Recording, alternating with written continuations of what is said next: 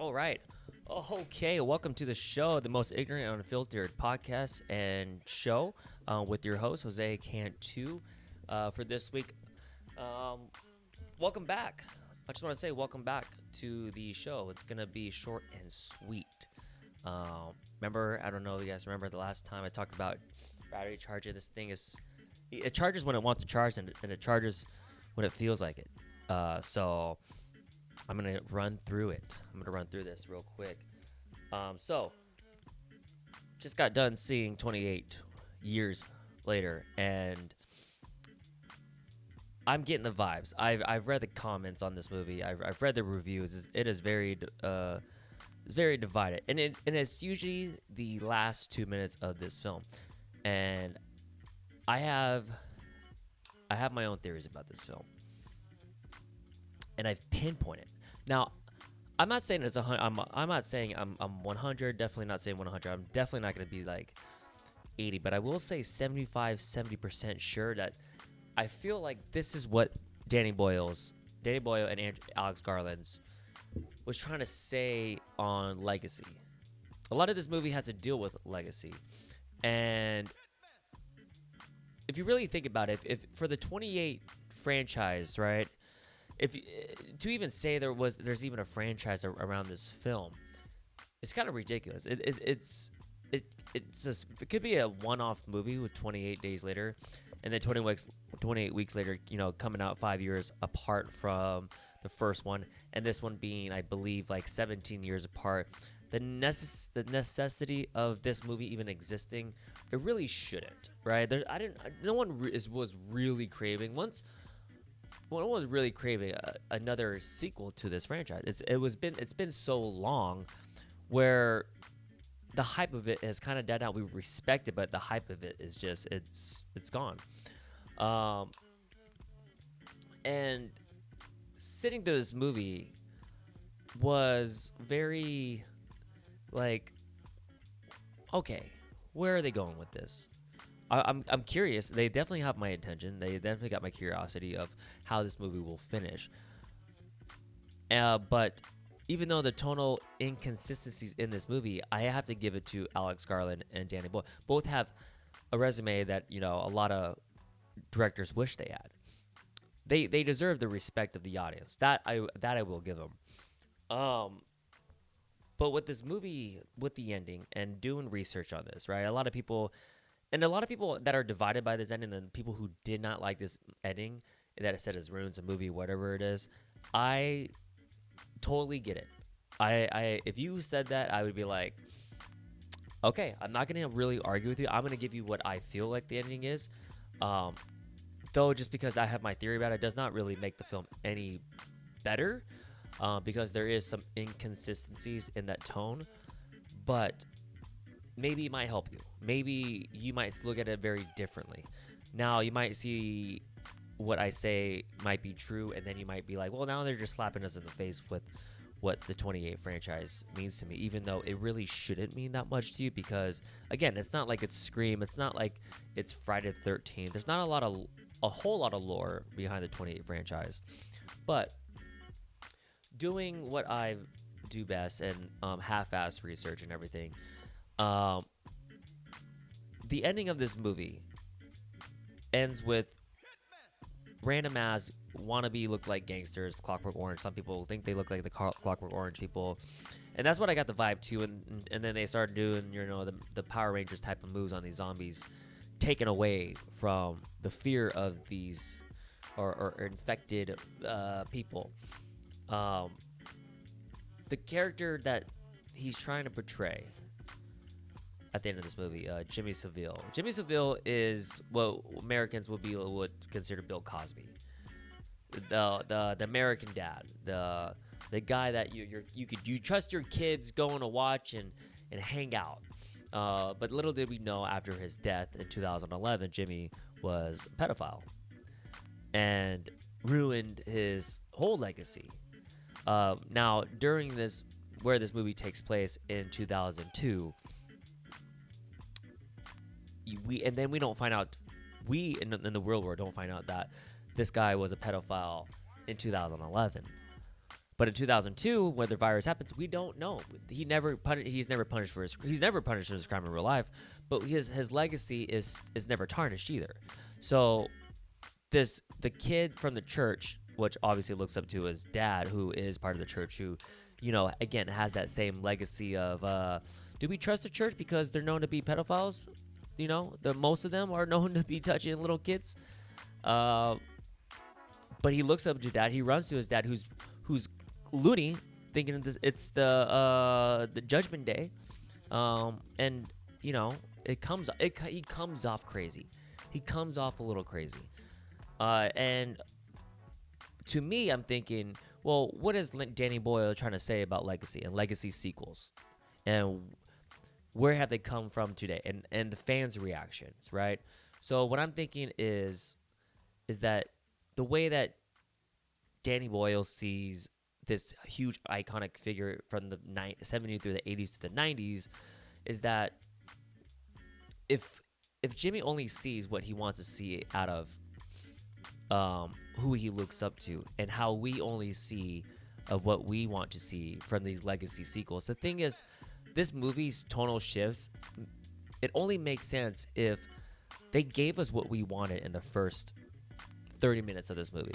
Right, it is very on point of a 28 days franchise. Second half of this movie is a very tonal shift of this does not feel like a 28 days later movie. This feels like a morbid, dark fantasy coming of age story, which I think they originally wanted to do. However, those movies are very hard to profit off of because it's an original film, a very dark and morbid movie, right? The kid climbs up the bone temple, puts his mom's skull on top of the tower, and a lot of people wouldn't be attracted to that. But if you slap the 28 Days name on it, there's some profit behind it. And to what I'm thinking is that's how Danny Boyle sees this franchise. That's not that. When we give you what you want, you don't see anything. You don't see any of the challenges behind it. And if the character in this, so the character in the movie Spike, right? He looks up to his dad, but then when he finds out his dad's not perfect, that legacy kind of gets tarnished, right? He puts a knife to his dad. He runs away. He does everything that he thought his dad would be proud of him. Now he's like, I'm running away from this.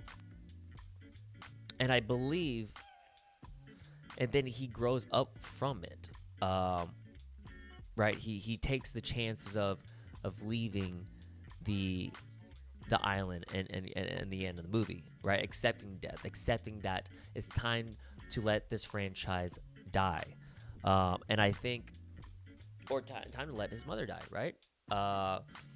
I think that's why he's stepping away from this movie. He's not doing the second sequel.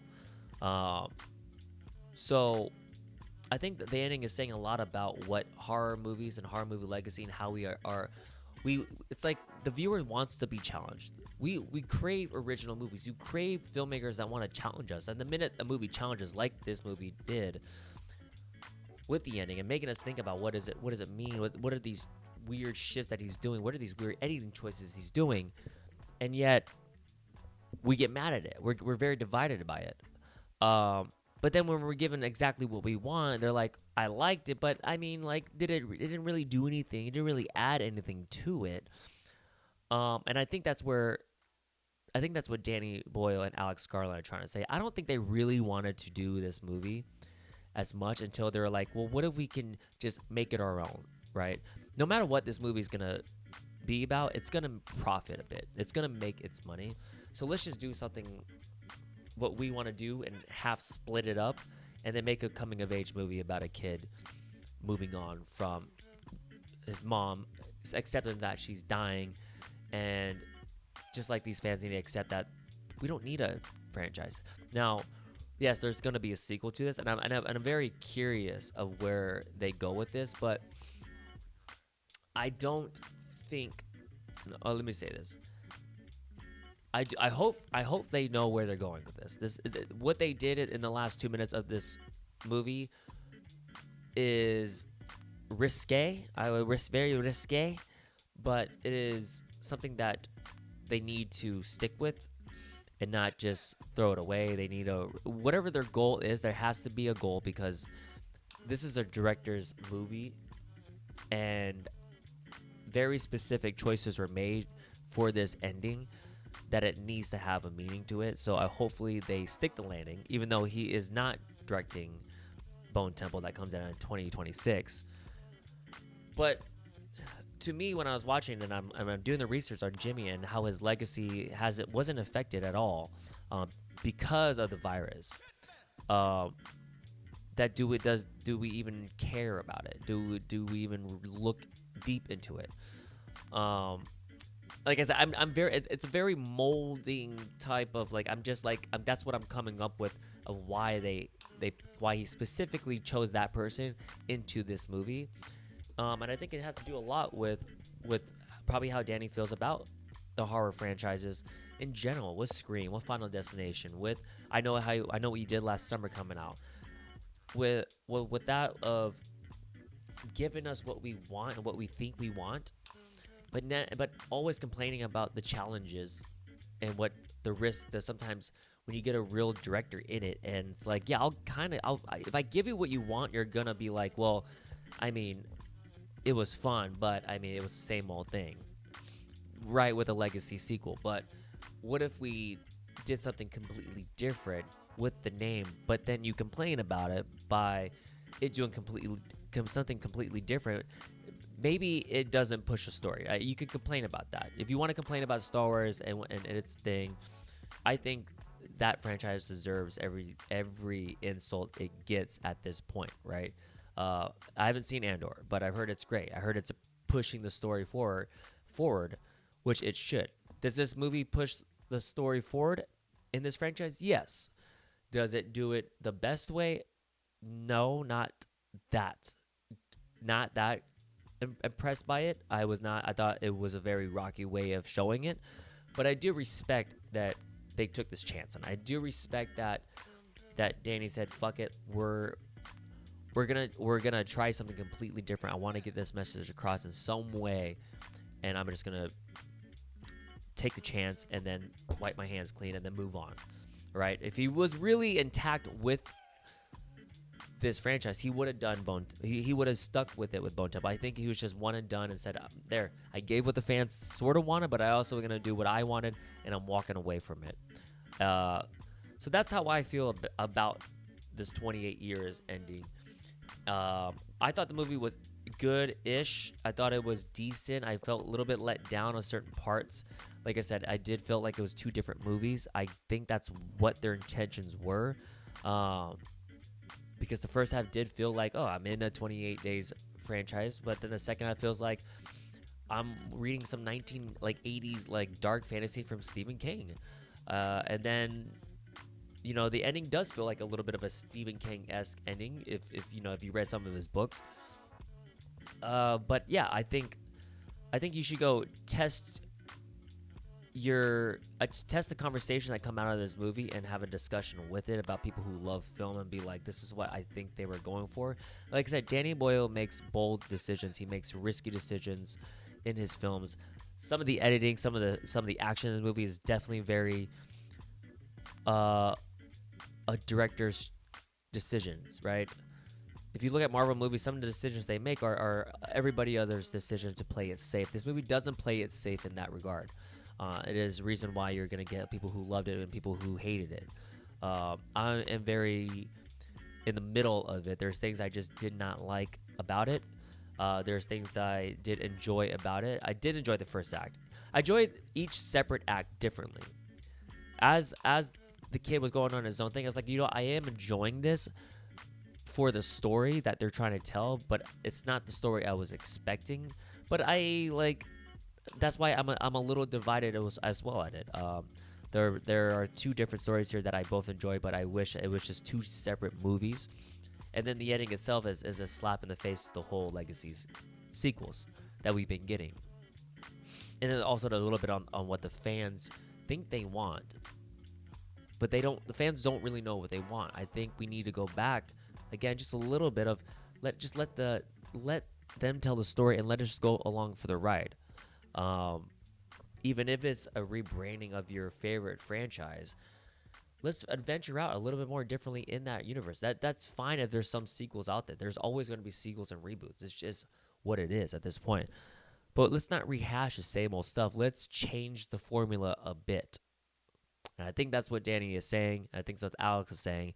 So that's just my thoughts, and that's just my quick take on the 28 years later movie and what it has to say about the industry and horror and legacy sequels. All right. Well, thank you so much, guys, for just for enjoying the show.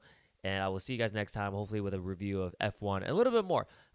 I want to talk about, especially, not just about film and yeah, I don't know. What else am I gonna fucking? What else do I have to fucking say? Later, guys.